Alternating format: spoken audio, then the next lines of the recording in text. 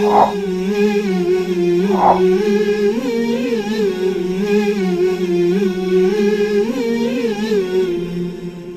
اللہ الرحمن الرحیم ان الحمدللہ والصلاة والسلام علی رسول اللہ اما بعد۔ ناظرین محترم، غزوات النبی کے عنوان پہ ہمارا یہ سلسلہ وار پروگرام چل رہا ہے۔ اس سے پہلے ہم نے مختلف سرایا کا ذکر آپ کے سامنے کیا کہ رسول اللہ صلی اللہ علیہ وسلم کی 10-11 سالہ مدنی زندگی میں بہت سارے غزوات بھی ہوئے اور بہت سارے سرایا بھی ہوئے۔ ان سرایا میں تیسرا بڑا سریہ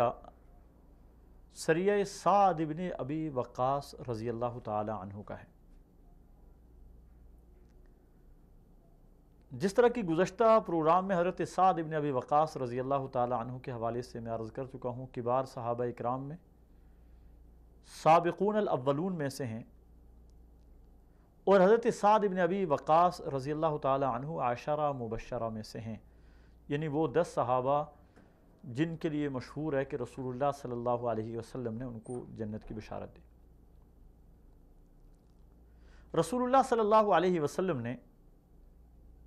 حضرت سعد ابن ابی وقاص رضی اللہ تعالی عنہ کی سربراہی میں 80 مہاجرین کا ایک قافلہ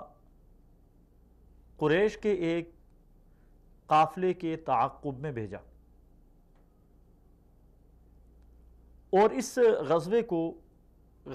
سریے کو سریہ سعد ابن ابی وقاص بھی کہا جاتا ہے۔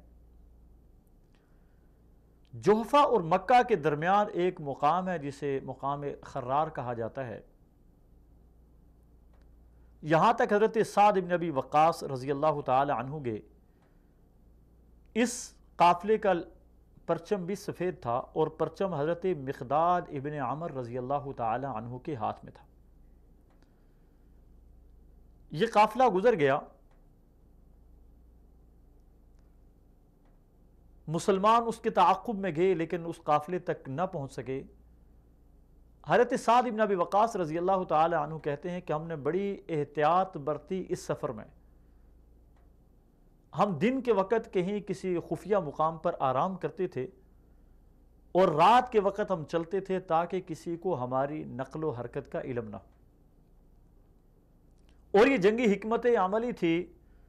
حضرت سعد ابن ابی وقاص رضی اللہ تعالی عنہ کو، اور ایک حضرت سعد ابن ابی وقاص رضی اللہ تعالی عنہ کو اللہ تعالیٰ نے بے پناہ صلاحیتوں سے نوازا تھا، جو خلفائے راشدین کے زمانے میں جب انہیں مختلف مہمات پر بھیجا گیا، مختلف جنگوں پر بھیجا گیا، تو وہاں حضرت سعد ابن ابی وقاص رضی اللہ تعالی عنہ کے اندر جو صلاحیتیں تھیں وہ کھل کر سامنے، اور کتنے بڑے بڑے علاقے حضرت سعد ابن ابی وقاص رضی اللہ تعالی عنہ نے اپنی خداداد صلاحیتوں کے ذریعے فتح کیے۔ بہرحال یہ سریہ سعد ابن ابی وقاص رضی اللہ تعالی عنہ میں لڑائی کی نوبت نہیں آئی، اور بغیر لڑائی کے مسلمان واپس آ گئے۔ اس کے بعد 2 ہجری میں پہلا جو سریہ رسول اللہ صلی اللہ علیہ وسلم نے بھیجا، اس کا واقعہ بڑا دلچسپ بھی ہے، اور سرایا میں اپنی اہمیت کے حوالے سے انتہائی اہم ترین سریہ ہے۔ اس سریہ کو سریہ عبداللہ ابن جہش کہا جاتا ہے۔ حضرت عبداللہ ابن جہش رضی اللہ تعالی عنہ بھی ایک مشہور صحابی ہیں۔ رسول اللہ صلی اللہ علیہ وسلم نے 10 یا بعض روایات میں آتا ہے 12 صحابہ اکرام رضوان اللہ علیہم اجمعین کا ایک مختصر سا لشکر حضرت عبداللہ ابن جہش رضی اللہ تعالی عنہ کے حوالے کیا، اور انہیں ایک رخ پہ سفر کرنے کے لیے ارشاد فرمایا، اور ساتھ میں آپ صلی اللہ علیہ وسلم نے ایک خط دیا، ایک تحریر دی، اور ارشاد فرمایا کہ 2 دن کی مسافت کے بعد یہ میرا خط پڑھنا۔ حضرت عبداللہ ابن جہش رضی اللہ تعالی عنہ اسی سمت پہ جس کا تعین رسول اللہ صلی اللہ علیہ وسلم نے کیا تھا سفر کرتے رہے، اور 2 دن کے بعد جا کر جب تحریر پڑھی تو حضرت عبداللہ ابن جہش رضی اللہ تعالی عنہ نے دیکھا، اس میں لکھا ہوا تھا کہ تم جس سمت پہ سفر کر رہے ہو اپنے سفر کو جاری رکھو، اور مکہ اور طائف کے درمیان ایک مقام ہے جس مقام کا نام بطن نخلہ ہے، وہاں پر جاؤ، قریش کا ایک تجارتی قافلہ ہے اس قافلے کی ٹو میں لگ جاؤ اور ان کے بارے میں اور قریش کی نقل و حرکت کے بارے میں پوری معلومات لے کر آؤ اور وہ معلومات ہم تک پہنچاؤ۔ حضرت عبداللہ ابن جحش 2 دن کی مسافت یعنی مسلسل سفر کرتے رہے اور سفر کرنے کے بعد یہی بطن نخلہ میں پہنچے۔ جب بطن نخلہ میں پہنچے تو آپ کا آمنا سامنا قریش کے ایک قافلے کے ساتھ ہو گیا۔ یہ ایک تجارتی قافلہ تھا اور اس قافلے میں بہت سارا تجارتی سامان تھا، جس میں بہت بڑی تعداد میں کشمش بھی تھی، چمڑا بھی تھا اور بہت سارا تجارتی مال تھا۔ اور یہاں اس قافلے میں صرف 4 افراد تھے جو اس قافلے کی حفاظت کر رہے تھے۔ ان 4 افراد میں عبداللہ ابن مغیرہ کے 2 بیٹے عثمان اور نوفل تھے، اور اسی طرح حکیم ابن کیسان اور عامر ابن خزرمی، یہ 4 افراد اس قافلے میں تھے۔ یہاں پر صحابہ اکرام رضوان اللہ علیہم اجمعین کو ایک مشکل پیش آئی۔ رجب المرجب کا آخری دن تھا۔ صحابہ اکرام نے آپس میں مشورہ کیا کہ حرمت والا مہینہ ہے، اگر اس مہینے میں ہم حملہ کریں گے تو حرمت والے مہینے کا تقدس پامال ہوگا، اور اگر آج کے دن ہم حملہ نہیں کرتے ہیں تو کل یہ لوگ حدود حرم میں داخل ہو جائیں گے، اور جو من دخلہ کان آمنا، جو حدود حرم میں داخل ہو گیا وہ اس کو اللہ تعالیٰ کی طرف سے امن حاصل ہے۔ اس لیے حدود جو حرم کی ہیں ان کا تقدس بھی پامال نہیں کیا جا سکتا، حرمت والے جو 4 مہینے ہیں ان کا تقدس بھی پامال نہیں کیا جا سکتا۔ اب کیا کیا جائے؟ بہرحال حضرات صحابہ اکرام رضوان اللہ علیہم اجمعین نے آپس میں مشورہ کیا۔ 10 یا 12 تعداد تھی، بلکہ 2 صحابہ اکرام رضوان اللہ علیہم اجمعین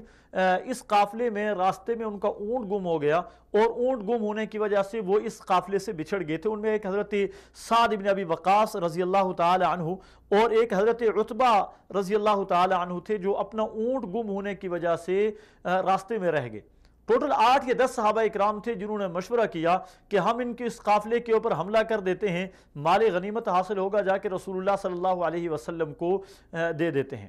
تو اس قافلے کے اوپر حملے کے ارادے سے جب مسلمان آگے بڑھے، تیر چلایا تو تیر سے سب سے پہلے عامر ابن خزرمی کو تیر لگا اور اس کا کام تمام ہو گیا۔ نوفل بھاگنے میں کامیاب ہو گیا، اور باقی جو 2 افراد بچے تھے، ایک عثمان اور ایک حکیم ابن کیسان، ان دونوں کو صحابہ اکرام نے گرفتار کیا، اور قافلے کے تمام سامان سمیت یہ سارے کے سارے روانہ ہو گئے مدینہ کی طرف۔ اور انہوں نے آ کے رسول اللہ صلی اللہ علیہ وسلم کے سامنے مال غنیمت بھی رکھا جو کچھ قافلے سے ان کو حاصل ہوا تھا، اور اسی طرح گرفتار شدگان کو بھی رسول اللہ صلی اللہ علیہ وسلم کے سامنے پیش کیا، جس پہ رسول اللہ صلی اللہ علیہ وسلم نے سخت ناراضگی کا اظہار کیا۔ اس ناراضگی کی کچھ وجوہات تھی، جس میں ایک وجہ تو یہ تھی کہ آپ نے حرمت والے مہینے کے تقدس کو پامال کیا۔ دوسرا، رسول اللہ صلی اللہ علیہ وسلم نے فرمایا کہ میں نے تمہیں اس کام کے لیے نہیں بھیجا تھا، میں نے صرف تمہیں اس لیے بھیجا تھا کہ تم ان قافلوں کی خبر مجھ تک پہنچاؤ اور ان کی نقل و حمل جو ہے اس کی اطلاع مجھ تک پہنچاؤ، تمہیں لڑائی کے لیے میں نے نہیں بھیجا تھا۔ اور تیسری وجہ شاید یہ بھی ہو سکتی ہے کہ حرمت والے مہینہ کا جب تقدس پامال ہوا تو اسے قریش مکہ نے ہتھیار کے طور پہ استعمال کیا، اور قریش مکہ نے پوری دنیا میں مسلمانوں کے خلاف جو ہے وہ پیغامات رسانی شروع کر دی کہ انہوں نے حرمت والے مہینے کے تقدس کو پامال کیا، یہ زیادتی کرنے والے ہیں، اور ایک بہت بڑا ایک سمجھ لیں کہ طوفان بدتمیزی برپا ہو گیا مسلمانوں کے خلاف۔ حضرت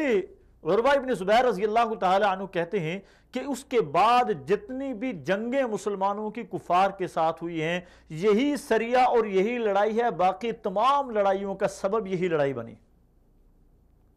جب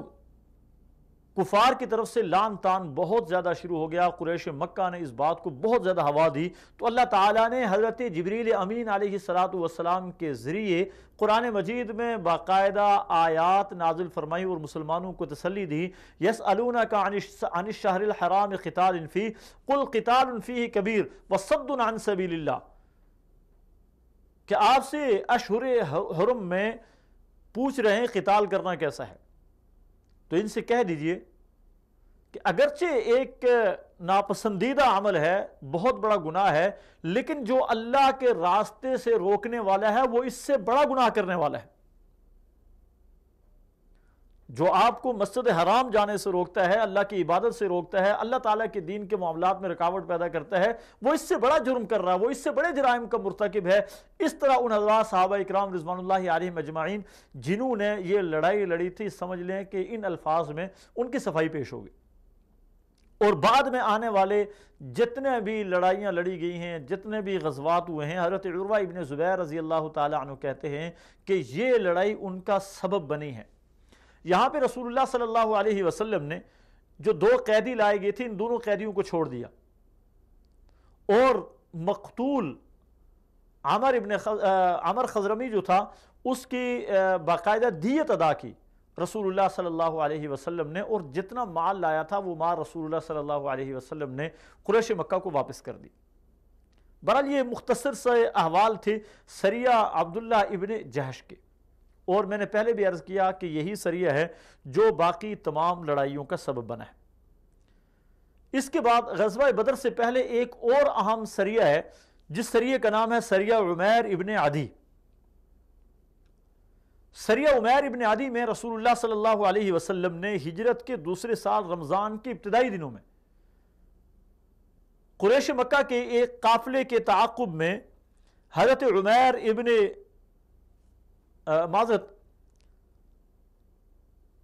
رسول اللہ صلی اللہ علیہ وسلم نے ایک شاعرہ خاتون تھی جو اپنے اشعار میں رسول اللہ صلی اللہ علیہ وسلم کی ہجو بیان کیا کرتی تھی، صحابہ اکرام کی ہجو بیان کیا کرتی تھی، مسلمانوں کے خلاف اشعار لکھا کرتی تھی، اور یہی خاتون ہے جس کے جواب میں حضرت حسان ابن ثابت رسول اللہ صلی اللہ علیہ وسلم کی تعریف بیان کیا کرتے تھے اور اس کے اشعار کا جواب دیا کرتے تھے۔ تو رسول اللہ صلی اللہ علیہ وسلم نے ایک موقع پہ ارشاد فرمایا کہ کون شخص ہے جو میری طرف سے جائے اور اس عورت کو گرفتار کر کے پکڑ کے لے آئے۔ یہ خاتون حضرت عمیر ابن عدی رضی اللہ تعالی عنہ کی رشتے میں بہن لگتی تھی۔ جب انہوں نے سنا کہ رسول اللہ صلی اللہ علیہ وسلم اس طرح کے ارشاد فرما رہے ہیں تو چونکہ رشتہ داری تھی، تعلق داری تھی، تو یہ باقی صحابہ اکرام سے آگے بڑھے اور فوراً اس خاتون کے پاس پہنچ گئے۔ وہ خاتون کھجور کا کاروبار کرتی تھی۔ اس خاتون کے پاس یہ گئے اور تلوار ہاتھ میں تھی، اور اس سے جا کر پوچھا کہ تمہارے پاس کھجوریں ہیں؟ اس نے کھجوریں دکھائی۔ حضرت عمیر ابن عدی رضی اللہ تعالی عنہ نے پوچھا کہ اس سے بہتر کوئی کھجوریں ہیں تمہارے پاس؟ تو اس خاتون نے کہا ہاں گھر کے اندر ہیں، آؤ گھر کے اندر دیکھ لیں۔ جب وہ گھر کے اندر گئے تو حضرت عمیر ابن عدی رضی اللہ تعالی عنہ نے دیکھا کہ اور کوئی بھی دیکھنے والا نہیں ہے، ادھر ادھر سے کوئی دیکھنے والا نہیں ہے، تو فوری طور پہ حضرت عمیر ابن عدی نے تلوار نکالی اور اس عورت کا کام تمام کر دیا۔ یہ رسول اللہ صلی اللہ علیہ وسلم کی گستاخیاں کیا کرتی تھی، اور فوراً آ کے رسول اللہ صلی اللہ علیہ وسلم کو اس بات کی اطلاع دی۔ رسول اللہ صلی اللہ علیہ وسلم نے انتہائی خوشی کا اظہار کیا، حضرت عمیر ابن عدی رضی اللہ تعالی عنہ کے بہت ساری دعاؤں سے نوازا تھا۔ یہاں سے ایک بات جس کا ہمیں علم ہوتا ہے وہ یہ ہے کہ رسول اللہ صلی اللہ علیہ وسلم کے جو گستاخ ہیں ان کی سزا یہی بنتی ہے کہ ان کا سر تن سے جدا کر دیا جائے۔ اور یہ رسول اللہ صلی اللہ علیہ وسلم نے خود ایک اپنے صحابی سمجھ لیں کہ حضرت عمیر ابن عدی رضی اللہ تعالی عنہ کو باقاعدہ طور پہ تیار کر کے بھیجا ہے۔ تو رسول اللہ صلی اللہ علیہ وسلم کے دور میں یہ اس سریے کو، چونکہ ایک مہم تھی، اگرچہ فرد واحد ہیں حضرت عمیر ابن عدی رضی اللہ تعالی عنہ، اکیلی ایک شخصیت ہیں، لیکن کام بہت بڑا کیا، ایک مہم تھی جسے سر کیا، اس لیے اس سریے کا نام جو ہے وہ سریہ عمیر ابن عدی ہے۔ اللہ تبارک و تعالی ہمیں صحابہ اکرام رضوان اللہ علیہم اجمعین کی قدر کرنے کی توفیق نصیب فرمائے، اور انہوں نے جو کارہائے نمایاں سر انجام دیے ہیں ان میں پوشیدہ جو اسباق ہمارے لیے ہیں، اللہ تعالیٰ ان سے ہمیں رہنمائی حاصل کرنے کی توفیق نصیب فرمائے۔ والسلام علیکم ورحمۃ اللہ وبرکاتہ۔ ملیں گے آئندہ پروگرام میں۔